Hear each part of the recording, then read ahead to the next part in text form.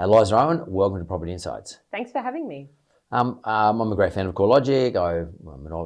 We have to subscribe to CoreLogic, our organisation. That's Yellow Brick Road.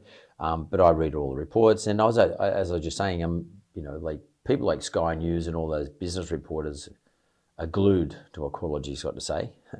And you guys say a lot of things, so you've always got reports running out of the joint. Right now, let's just go back to CoreLogic for a second. So you're head of research. Yeah. So residential head of residential research, and we are talking about residential properties. So what is your latest report? What was the latest report you guys released that you oversaw? We've got a report that we put out earlier in the week about the largest decline in property home values on record. So you put it this week? You put it out this week? Last week. Last week, yep. Yeah. And where was the largest decline? Well, the largest decline is in Sydney at the moment. So peak to trough values are down 13%. So peak would be, in other words, January 2022. Pretty much a year. Yeah. So the highest prices that Sydney's ever experienced, on average, of course, was January 2022, when interest rates were quite low. That's the peak. Where are we at the trough? What's the sort of reduction we're looking at? So we're 13% lower across the whole value of the market. Yep. There's a bit of variation under that, with some of the strongest declines across typically more expensive markets like the Northern Beaches, eastern suburbs. So can I just stop you there for a second, Eliza? When you say more expensive, are you talking about the $30 million house, or are you talking about the $5 million house or apartment? To be honest, it's looking at sort of that higher end of the market that would probably start about 4 or 5 million for Sydney.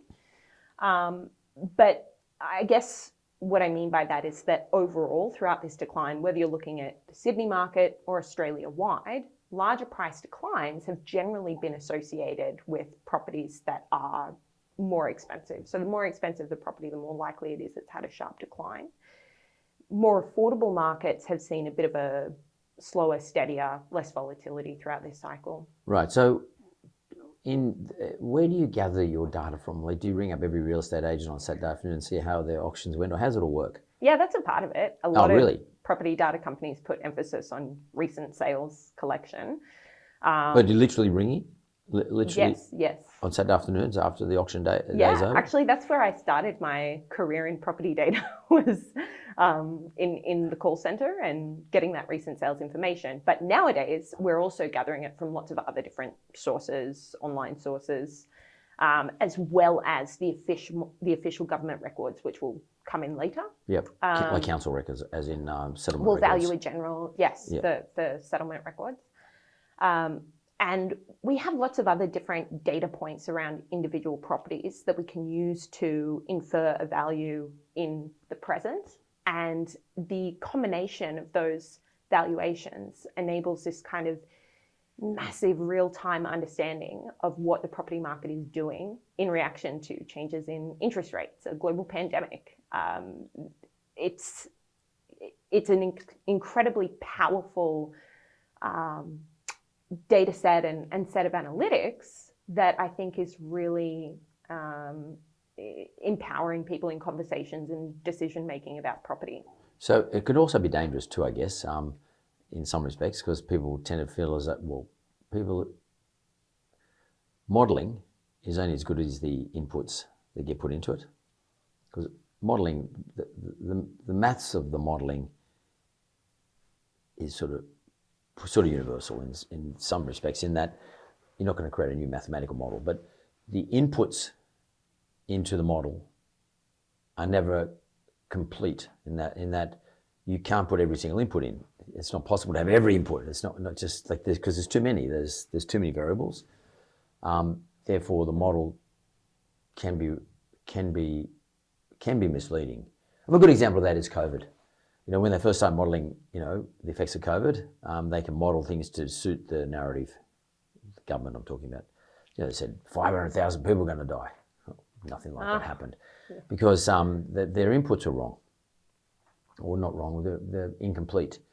So, I guess what you guys are doing is always refining your model and always refining your inputs and trying to upgrade your inputs. So do you think that what CoreLogic's doing today, let's say in 10 years' time, will be far more, let's call it, I'm not saying you're inaccurate today, but far more accurate in that because you've had another 10 years of data and another 10 years of modeling and another 10 years of inputs, and you're going to find new inputs and you're going to get better quality inputs, etc., and therefore your statistical analysis will be done with greater confidence levels? I agree that the data will always get better and better.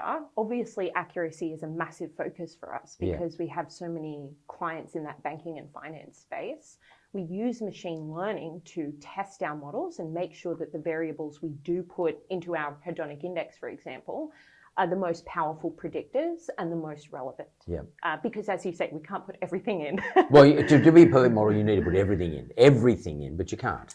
Well, you could, but... Yeah, I mean, we're increasing the accuracy by ensuring the variables that we do have are the most relevant. I think once you start to put everything in, you actually cloud the power of these models. Yeah, unless you had some sort of form of quantum computing which could do this thing really quickly. Do you guys use supercomputers to do the analysis, to arrive at your conclusions?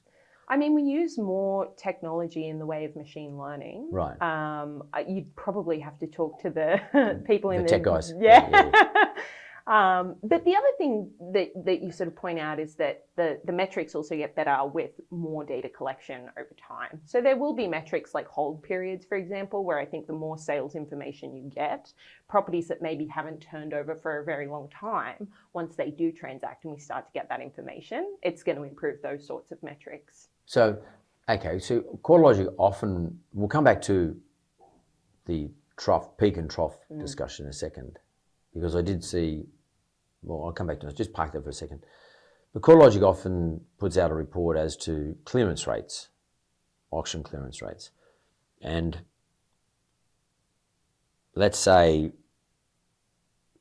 on any one weekend, there's 2,000 properties get put up for auction.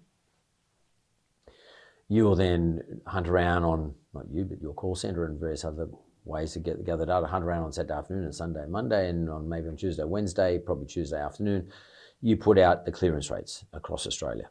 You'll say, 55% cleared of the auctions. Well, how do you then account for example, or what would you say to a consumer of that information about those people who actually withdrew their property from auction? So in other words, actually there was 4,000 properties going up for auction or considered to be for auction, but 2,000 withdrew because they didn't issue a contract, or they were getting bad vibes from the buyers trying to buy it really cheap, making underbidding, so to speak, not at the auction, but underpricing the thing. How should we look at that data then? So if it's a 55% clearance, 54% clearance rate, but only the 2,000 were withdrawn out of the number I just gave you, the 4,000, and you reported on 2,000, should we then say, well, actually the real clearance rate is probably only 27% or 27.5%? Well, a withdrawn property is counted as not sold. Is that right? Yeah. So okay. So what about if the agent just decides to say it wasn't formally withdrawn on the day, but it was withdrawn during the process? How do you sort of monitor that type of stuff? Well, it wouldn't be counted in the results until we get the outcome. Right. So the agent will tell us on the day the result of the auction if we're contacting them. If they don't have a result yet, then they might say it was passed in, or... So what happens to passed in stuff? So is that counted as not sold? It's counted as not sold. Oh, not sold, yeah. Okay. So then I might negotiate a deal. It might get passed in, but I'll go and sit with the agent. I might negotiate a sale after, maybe the next day on the Sunday. What happens then? What happens to the one that...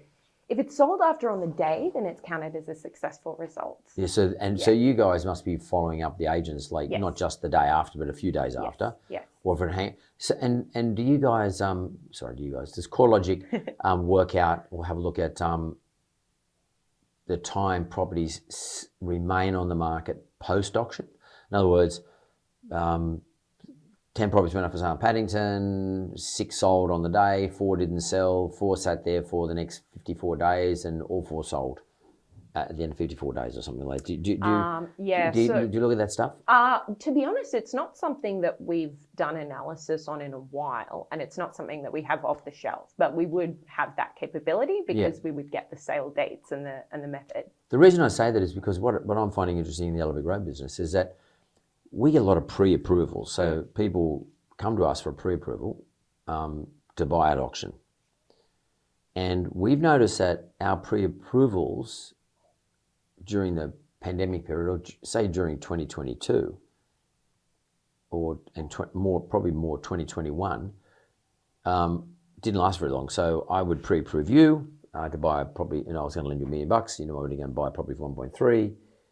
That pre-approval lasted a week. In other words, it would become an approval within 1 week. In other words, you buy something.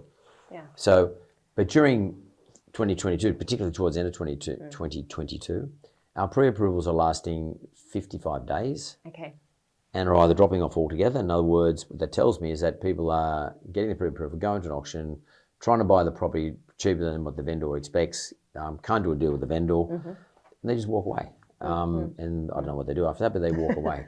And I just think to myself, I wonder if there was some sort of correlation between that and the time properties stay on the market, because absolutely. Yeah. Absolutely. And our time on market metrics reflect exactly what you say. Right. At the height of buying and selling activity, spring selling season of 2021, record low interest rates, there were markets where typical days on market was 7 days. Yeah. In parts of north suburbs of Brisbane.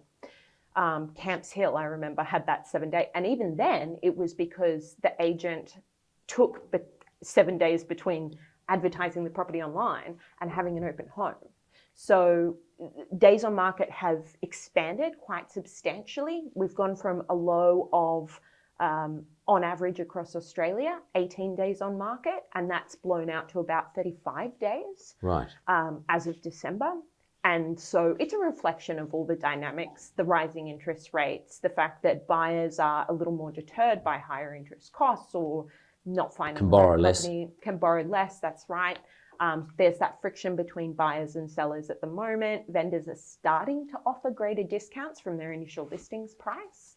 But, it's that process, I think, of vendors adapting to the new market and the fact that they couldn't get the price they wanted 6-12 months ago. In other words, meeting the market.